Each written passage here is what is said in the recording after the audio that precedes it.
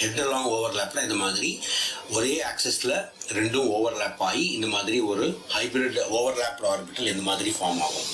Head along overlap ஆச்சு அப்படின்னு சொன்னால் அந்த இடத்துல சிக்மா பாண்டு ஃபார்ம் ஆகும். ஒரு சிக்மா பாண்டு ஃபார்ம் ஆகும். அதுக்கு 2 எலக்ட்ரான் இருக்கும். அதில் இன்னொரு டைப் ஆஃப் ஓவர்லேப்பிங் வந்து லேட்ரல் ஓவர்லேப்பிங் அப்படின்னு சொல்லுவோம்.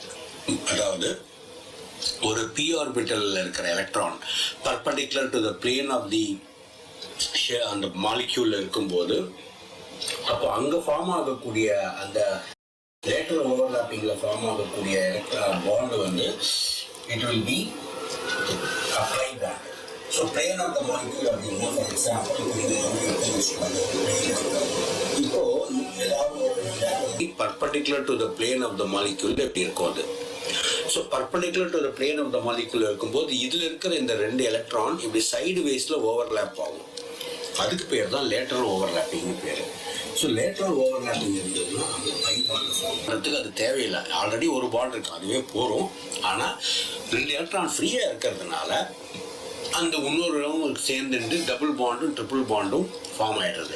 ஆக்சுவலாக நம்ம கன்வென்ஷனலாக அந்த பாண்டுன்ற வேர்டை யூஸ் பண்ணுறோமே ஒழிய அதை நம்ம வந்து அப்படி நம்ம வந்து எப்படி சொல்லுவோம் அப்படின்னா பை சிஸ்டம் அப்படின்ற வேர்டு தான் ஆக்சுவலாக நம்ம யூஸ் பண்ணுற வேர்டு.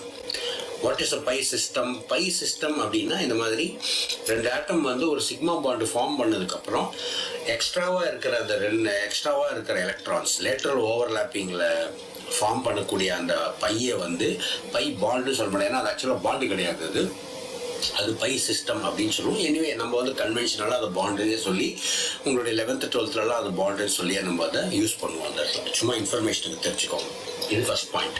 செகண்ட் பாயிண்ட் என்னென்னா எந்த அளவுக்கு வந்து ஓவர்லேப்பிங் அதிகமாக இருக்கோ அந்த அளவுக்கு அந்த பாண்டோட ஸ்ட்ரென்த்து அதிகமாக இருக்கும். அப்படின்னா அந்த பாண்டு ஸ்ட்ராங்காக இருக்கும்னு அர்த்தம். ஸோ ஓவர்லேப்பிங் எப்போ ஸ்ட்ராங்காக இருக்கும் அப்படின்னா இந்த மாதிரி கோ ஆக்சியல் ஒரே ஆக்சிஸில் வந்து ஓவர்லேப் ஆகும்போது அது ஸ்ட்ராங்காக இருக்கும். That is sigma bond will be a stronger bond than pi bond. ஏன்னா அது லேட்டரலாக ஓவர்லேப் ஆகுறதுனால you can see that there will be a distance between the 2 orbitals between the 2 atoms. இந்த ஆட்டம்னுடைய ரேடியைக்கு ஏற்ற மாதிரி இந்த 2 ஆர்பிட்டலினுடைய டிஸ்டன்ஸ் இருக்கும், இன்டர்நியூக்ளியர் டிஸ்டன்ஸ் இருக்கும்.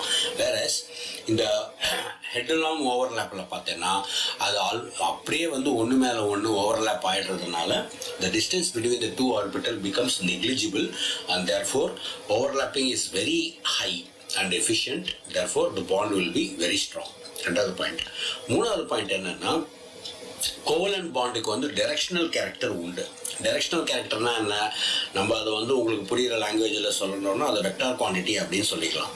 ஃபார் எக்ஸாம்பிள் இப்போது எஸ்எஸ் ஆர்பிட்டல் ஓவர்லேப் ஆனாலும் சிக்மா பாண்டு ஃபார்ம் ஆகும்.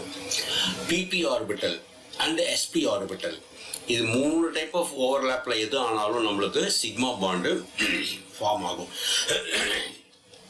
பட் எஸ்எஸ் ஆர்பிட்டலில் பார்த்தீங்கன்னா அது சர்க்குலராக இருக்கும். உனக்கு சர்க்குலராக இருக்கிறதுனால வந்து அது நான் டைரக்ஷனலாக இருக்கும். ஏன்னா அது 360 டிகிரியில் இருக்கிறதுனால இந்த டைரக்ஷனில் தான் அது ஓவர்லேப் ஆகுதுன்னு நம்மளால் சொல்ல முடியாது.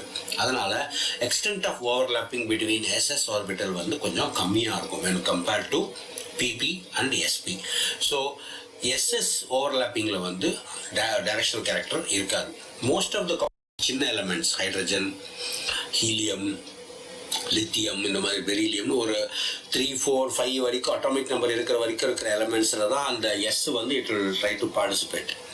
பெரிய எலமெண்ட்ஸ் எல்லாம் போயிட்டோம் அப்படின்னு சொன்னால் அவுட்டர் மோஸ்ட் ஷெல்லில் வந்து p electrons and d electrons எல்லாம் வந்துடும்.